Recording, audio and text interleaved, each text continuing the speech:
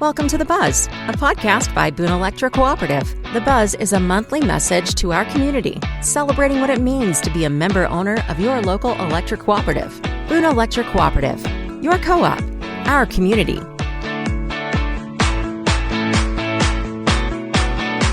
Welcome back to The Buzz. I'm Zach Smith, Communications Specialist at Boone Electric Cooperative, and today we're speaking with one of our closer partners in the community and a massive resource for Boone and some of our surrounding counties, Central Missouri Community Action. Joining us today are Molly Carmichael and Ben Burgett. Molly, Ben, welcome to the program. Thank you. Good morning. Thank you, Zach.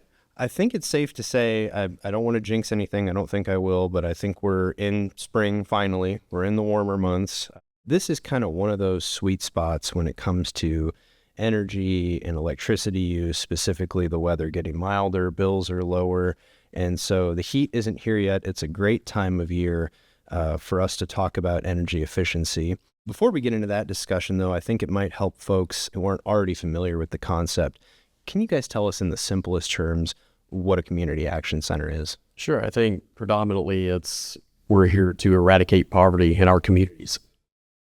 My experience in the co-op world with community action centers is that they're always one of, if not the first community partner that co-ops, particularly in rural areas, but not limited to the rural areas, point to when members need that level of assistance, maybe with weatherization of their home or a program that people may have heard of, LIHEAP, the Low Income Home Energy Assistance Program. How do you all help folks through those programs? How do you determine if you're able to help somebody? A lot of it is we approach it with what's called a whole family approach. And so no matter what program a member comes to first, we try to identify what other programs they may be eligible for or really need.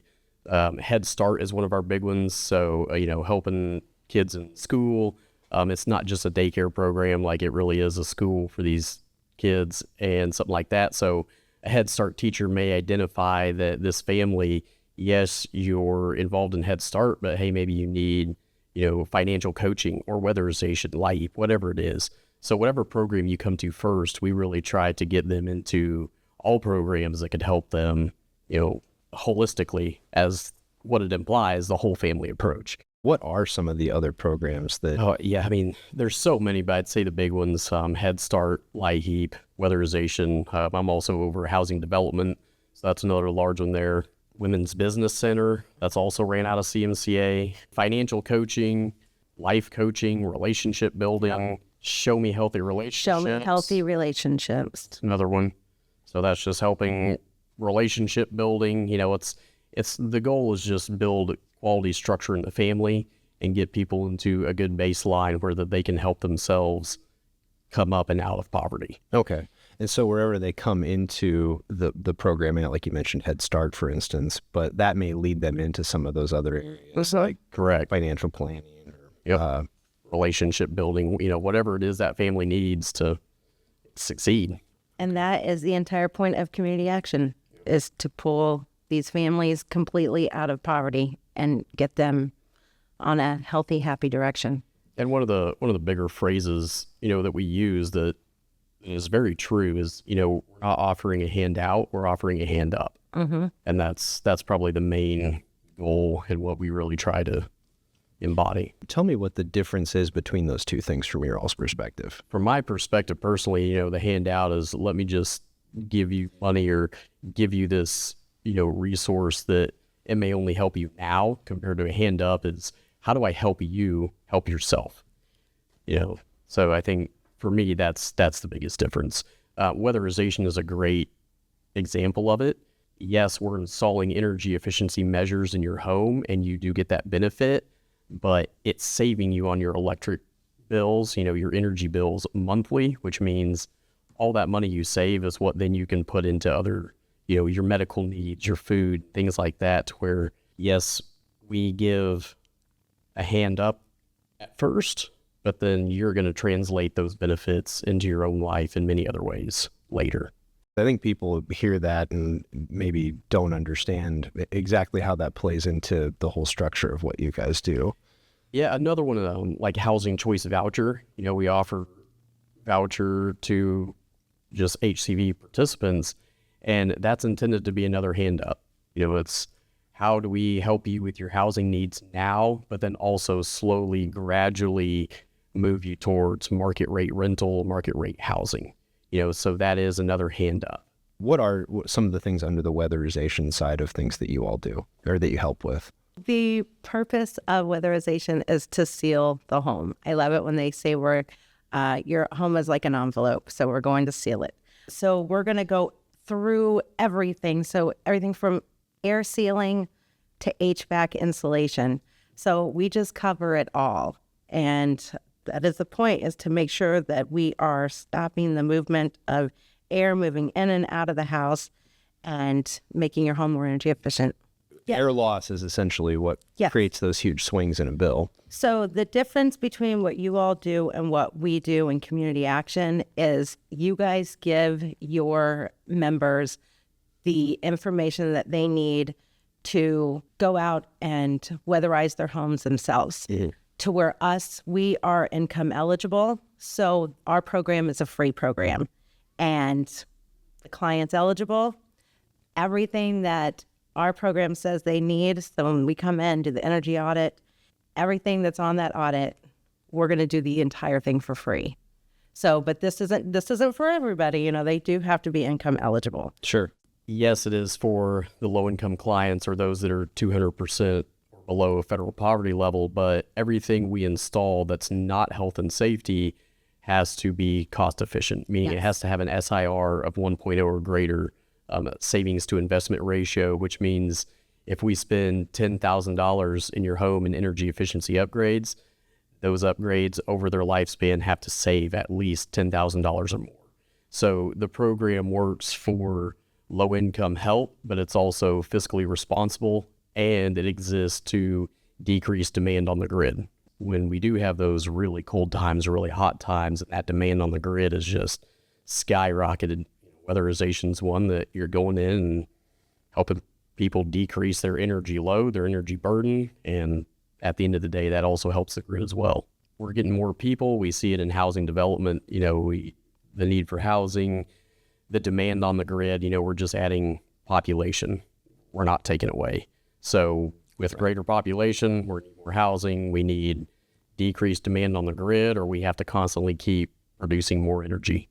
Well, yeah, exactly. And in practical terms, if you think about it, sure, you're saving money ideally on your bill every month when you make those efficiency upgrades. But when you're using electricity and the folks next door are using electricity and the whole block is using electricity, we're generating electricity. And so the less generation that we have to keep up with on the utility side, the less we have to keep up with demand, build more generation basically, or increase the size of the grid essentially. Exactly. That keeps the rates lower for everybody. So it's all kind of a big cycle to keep things affordable and reliable.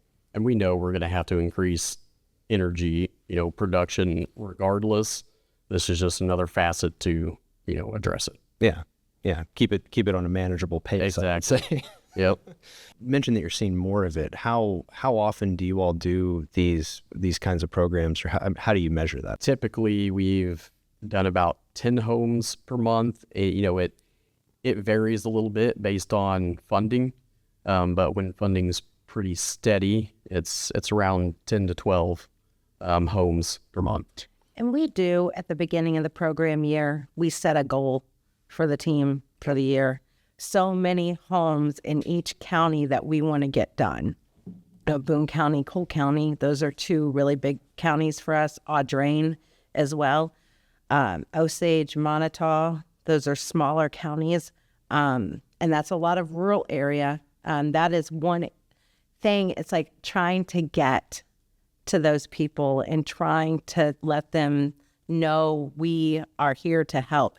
It's hard getting information out to rural communities. Well, 10 to 12 a month it's a lot. Especially when you guys do have a big footprint in those 8 counties here in the middle of the state, but that's still a lot of projects. What's kind of the bookends of the scale, or what kind of projects you all do within the scope of 10 to 12 a month? It's all energy efficiency on them. And again, it's we send out an energy auditor to the home. They do a full energy audit. They come back to the office and run it through a program called NEAT or MIA. And it's kind of what that program tells us we can do. And that's all governed by, the federal regulations and expectations. And so it's really whatever that audit tells us that we're installing is pretty much what they're getting. And it even goes over and above energy efficiency upgrades. We also check for health and safety. So we're looking at your carbon monoxide in the home, general air quality. We install ASHRAE fans, which are ventilation fans, and it's above and beyond just a bath fan. It's a full home ventilation fan. So we're checking your furnace, all the HVAC, even your oven if it's gas, and we're checking for high carbon monoxide, things like that. So there is a lot of health and safety aspects that we look at over and above the energy efficiency upgrades. Typically, we see a lot of air sealing, LED lighting, insulation. So we'll do attic, floor, wall insulation. Here and there, we'll replace HVAC systems if they're calling for replacement.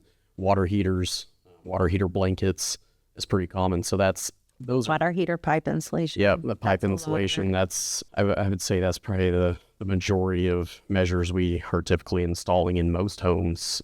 And another awesome thing that we got a few years back was called readiness funding. And that was that funding is to help. So when we get to a home and we're like, okay, there are things that are outside of the scope of weatherization. So one would think that a roof would be part of weatherization, but it's actually not. But with our readiness funding, if there is a hole in the roof, if there is a complete hole within the siding of the home, that is all stuff that we can use our readiness funding for and get the home ready for weatherization. And these are all important things, especially if we are doing attic insulation. And so you have that home that has a big hole in the roof. While we may not be able to completely replace the entire roof, we can fix that one spot. That's going to stop the elements from the outside coming in, which is then going to allow us to be able to insulate the home, get rid of the mold so we're not adding to anything. Because if we were to go in and insulate an attic with a big hole in it, that's going to do nothing for our members. So that is great having that funding available for us so we can help multiple families get their homes ready for weatherization. Does CMCA have their own auditors, or do you guys work? Okay. Yep. We currently have 2 on staff right now. When funding was a little bit more steady, we had 4. So we're hoping that kind of levels out again and we can get back up to fully staffed. Yeah, I bet that's a lot of work for just 2 people. It is a lot. You guys are partnered, I would assume, with contractors. There are folks who do the actual, once it comes to that point, right after the auditors have their... We have multiple weatherization and HVAC contractors we work with. And then again, when funding's steady, we also operate a run through. We talked a little bit about the weatherization side of it and the energy efficiency. How does somebody who is interested in that, thinks they might be eligible for it, how do they go about applying for that? Okay, so what they do is they just contact us. A lot of times they're going to ask quite a few questions, and then that's going to determine whether, we ask quite a few questions. That's going to determine whether or not they're eligible for the program. The biggest question that we're going to ask, and which is the most important, is their income, because we are an income-based program. So once we've verified that they would be income-based, and really that is how many people within the home are 18 years and older and are working, how much income is coming into the house. So we plug that address in. That database goes all the way back so far to let us know when the last time that home was weatherized. So if that home has not been weatherized in the last 15 years, then we can move forward. They can always email us at wx@cmca.us, and that email comes straight to us. What are the 8 counties that you all serve? Okay, Audrain, Boone, Callaway, Cole, Howard, Montauk, Cooper, and Osage. And Osage, yeah. If they're in another part of the state, there's a different community action center that serves that area. So for our members who would also possibly be in Randolph or Monroe counties, that is Northeast Community Action Corporation, which is based in Bowling Green, and you can visit them online at necac.org, or their number's 573-324-2231. And they can always call us too. Yeah, okay. There's a community action that's serving all parts of Missouri. So, yeah. And NECAC's great. Our our neighboring community action agencies, especially for weatherization, for what we know of, for those programs, like they're fantastic. They are. Even if you're aware that there is one, you maybe don't know the functions that it serves in the community or how much good that it does unless you've been the recipient of some of that. Yeah. Yeah, and they really are the kind of the front line poverty. Our frontline staff are the ones, they're trying to meet members where they are. They're the first ones attending to somebody coming in saying, hey, I need help with, whatever it may be. And they're the ones kicking everything off saying, how can we help you? As far as LIHEAP goes, I know that it's a program that every time the co-ops, especially when they're on Capitol Hill talking to legislators, that is one of the perennial things that they're bringing up. Hey, we need you guys to keep supporting this because it's really important to our members back home. How can folks who are already familiar with LIHEAP or already receiving energy assistance through that, how can they also take advantage of weatherization? How can those two things kind of work together? That's a great question. LIHEAP it's help now. There is typically a good waiting list. There's the energy crisis funds through LIHEAP, the utility shut off, so there's a little bit different stuff there, but LIHEAP helps up front. If they would also apply for weatherization, we're going to save you money every month and for 15 to 20 years down the road, every single month. So that's, they can really work synergistically in that let's help you save money on your utility bills, and then LIHEAP will also help you cover what's left. And I think, too, a lot of people think, oh, well, once I get weatherization, I still can't use LIHEAP. That is not the case. LIHEAP is still available for you. It's just they're not going to be, once weatherization is done, they're not going to need to use it nearly as much. Right. And the amount that they'll be using won't be such a huge cost on their bills. So they can spread that amount that they're getting throughout the year. They can spread that out farther on their bills, point. Which is so important for our clients or for our members. Yeah. LIHEAP isn't going to typically cover all of your utility bills all year. So weatherization would just help extend that out and how long those LIHEAP funds would cover your utility bills because you're spending less. Ideally, through the weatherization, energy efficiency upgrades, whatever has to go on in that residence, that's going to lessen the need for those things down the road, ideally. Correct. We are 200% of the poverty level. So if a client comes to us or a potential member comes to us and it's just one household member, they need to make $31,920 or less a year. If they're a family of 4, $66,000 or less a year. Family of 8 is $111,440. And then on top of that, if there's more than that, then it's an additional $11,000 per household member. So our income guidelines are a little bit higher, which allows us to help more people. So it's broader. We also, like I said, we do housing development, and those developments are either built for home ownership or rental. Everybody that we serve with those are 80% or less AMI or area median income, whatever that area is. We have a few developments going up right now, a 40-unit apartment complex in Jefferson City, Missouri, and then here local in Columbia over by Kilgore's, it's on North Providence, we have Providence Landing going up, and that's 14 units that are going to be for home ownership. And all of those will be subsidized and sold to families that are at or below 80% AMI. And with those homes, these we're looking for people who may have been renters and they're ready to transition to home ownership, or just any first-time home buyer. And you don't even have to be a first-time home buyer. So you are still looking for folks, Buyers, correct. Yep. Okay. They're being offered for sale right now. Just reach out directly to our realtor, and her name is Christy. Her email is christy@weichart.com, and that is CHRISTI@WEICHERTHOB.com. Being brand new, they're probably all caught up on energy efficiencies and weatherization. Right. But I know we wanted to mention what kinds of residences, folks who are interested in the weatherization program, what all do you cover? Hey, you do not have to be a homeowner. You can be a renter, trailers, We also do multifamily, so 4 units and below as well. It works for site-built homes, mobile homes. Some of our biggest, we do some apartment buildings as long as, like what Molly said, it's 4 units or less per structure. If they're income qualified for LIHEAP, they're automatically income qualified for weatherization. And if anyone is ever in a pinch and they need like something quick to help, we have energy saving boxes. So we have little emergency kits to help clients, and that's going to be a light bulb. It's going to be rope caulking to go around windows. It's weather stripping to go around their door. And it's going to do one door. It's going to do one window. It's one light bulb. But it is a little starter just to help them until we can get in and help them more with weatherization. It's not, not for everyone, but if they're on the waiting list, then we've got these kits to give them, because one little thing can help. Sure. That door needing weather stripping, that could absolutely save them $20 a month on their bill.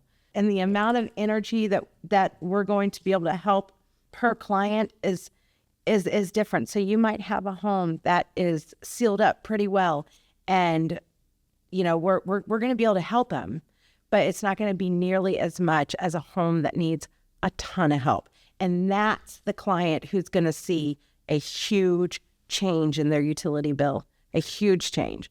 We come in and put 6 inches of insulation in their attic, and we're able to seal, go and caulk around windows and add weather stripping, and it's going to save you on your utility bill and also just the comfort in your home. That's where I was going to say. Yeah, you're also just going to feel comfortable. Because weatherization isn't just about energy efficiency. It's also going back to health and safety. It is breathing better air.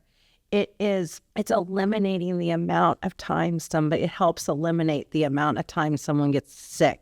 So if somebody listening is interested in weatherization or some of the other programs that you all offer, where can they find out more about that? I think the best avenue is our email, wx@cmca.us.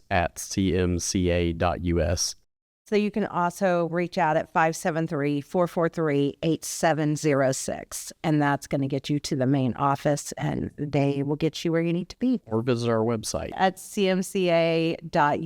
and look for weatherization.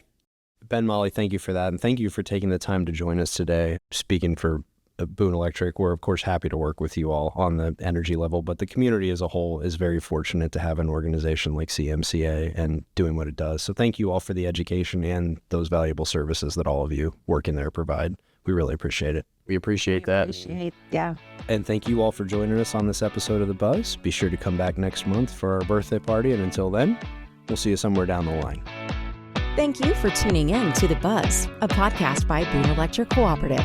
To subscribe or for more information, you can find us on Facebook, Instagram, X, and LinkedIn. And of course, you can always visit us 24/7 at booneelectric.coop. Boone Electric Cooperative. Your co-op. Our community.